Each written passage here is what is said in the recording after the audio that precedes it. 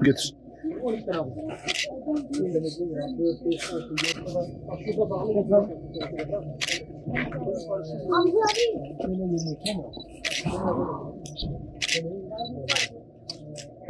Umut Kervanı Arı Derneği olarak şu anda kesip hazırlayıp poşetlediğimiz kurbanları yüzlerce ailemize ulaştırmak üzere hazırlığımızı bitirdik çok şükür.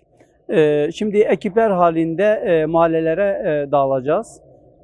Bu ihtiyaç sahibi ailelerimize bir nebze de olsa en azından bayram sevinçlerine bir sevinç katacağız. Hayırseverlerin vermiş olduğu hayırlar için Allah onlardan razı olsun.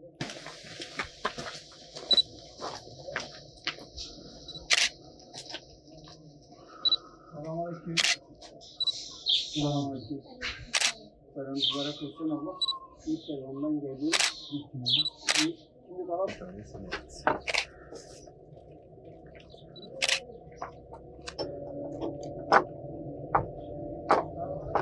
Şimdi kalan